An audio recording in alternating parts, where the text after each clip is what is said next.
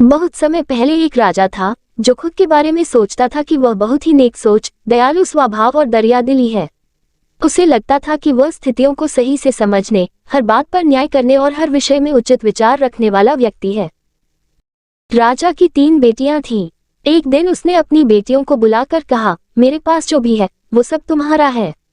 तुम तीनों को मुझसे ही जीवन मिला है। मेरी इच्छानुसार ही तुम तीनों का भूत, वर्तमान और भविष्य बना हुआ है, जो आगे भी ऐसे ही बना रहेगा। मैं ही तुम तीनों का भाग्य बनाता हूँ। राजा की यह बात सुनकर उसकी 2 बेटियों ने शांत मन से राजा की बात में हामी भर दी, लेकिन तीसरी बेटी ने ऐसा नहीं किया। उसने कहा, नहीं, मुझे तो नहीं लगता है कि आपके हाथों में मेरा भाग्य है। राजा ये सुनते ही गुस्से में आ गया। उसने अपनी तीसरी बेटी की कही बातों को एक चुनौती के रूप में स्वीकार किया। उसने खुद को अपनी तीसरी बेटी के सामने सही साबित करने की ठान ली और उसे जेल में बंदी बना दिया। इस वजह से राजा की तीसरी बेटी कई सालों तक जेल में ही बंद रही। राजा और उसकी बाकी की बेटियां राजसी जीवन जीते रहे। राजा मन ही मन सोचता है कि यह मेरा ही हुक्म है, जो मेरी जिद्दी बेटी जेल में कैद है। लोगों को भी यही लग रहा होगा कि राजा का ही हुक्म है, जो उसकी बेटी को ऐसा भाग्य मिला है। उसकी प्रजा के लोग भी यही सोचते थे। उन्हें लगता था कि राजा की तीसरी बेटी ने जरूर कोई गलत कार्य किया होगा, तभी उसे जेल में कैद करके रखा गया है।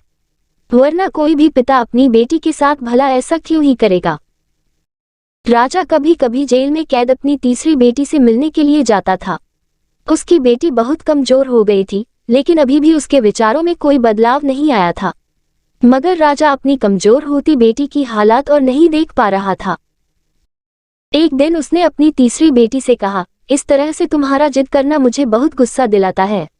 अगर तुम इसी तरह मेरी आंखों के सामने रही तो गुस्से में मैं न जाने क्या कर बैठूंगा। मैं तुम्हें मौत की सजा भी दे सकता है, लेकिन मैं एक अच्छे दिल का हूँ, इसलिए मैंने सोचा है कि तुम अब मेरे राज्य के पास के ही एक जंगल वाली जमीन पर जानवरों के साथ रहोगी। राजा ने आगे कहा, उस जंगल में सिर्फ उन्हीं लोगों को रखा जाता है जो मेरे आदेश का पालन नहीं करते। तुमने भी अपनी जिद की वजह से मेरी बात नहीं मानी, इसलिए तुम भी अब वहां मौजूद लोगों के साथ अपना पूरा जीवन काटोगी। इसके बाद तीसरी बेटी को उस जंगल की जमीन पर रहने के लिए भेज दिया गया। वहां वह फल और सब्जियां खाने और एक गुफा में रहने लगी। उसके पास पीने के लिए झरने का पानी और ठंड से बचने के लिए सिर्फ सूरज की धूप का ही सहारा था।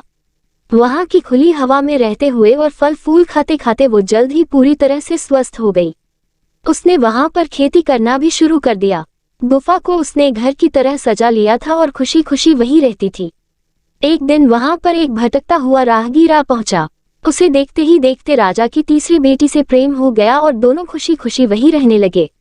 उस जंगल में उन दोनों के अलावा और भी कई लोग रहते थे, जिनकी मदद से उन्होंने उस जंगल को एक शहर के रूप में बदल दिया। कुछ ही सालों में राजा की तीसरी बेटी और वो राहगीर उस शहर के राजा रानी बन गए। अब उनके शहर की चर्चा दूर दूर तक होने लगी। जैसे ही इसकी जानकारी राजा को मिली, वो उस जंगल में सब कुछ देखने के लिए पहुंच गया। जब उसने वहां की राजगद्दी पर अपनी बेटी को बैठे देखा और साथ में एक खूबसूरत युवक को, तो उसके होश उड़ गए। राजा की बेटी ने अपने महल में अपने पिता का पूरे सम्मान के साथ स्वागत किया। उसने अपने पिता से उसके बुरे बर्ताव व फैसल के लिए कुछ भी नहीं कहा।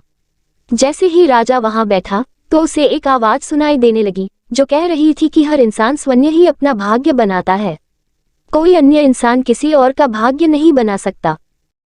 इसके बाद राजा को स्वयं ही अपनी गलती पर पछतावा होने लगा और उसने अपनी सभी बेटियों को अपने भाग्य से आजाद कर दिया। उसने अपनी तीनों बेटियों से कहा, भले ही तुम तीनों का भाग्य मेरे हाथों में है, लेकिन हर व्यक्ति खुद ही परिस्थितियों के अनुसार अपना भाग्य अच्छा व बुरा बना सकता है।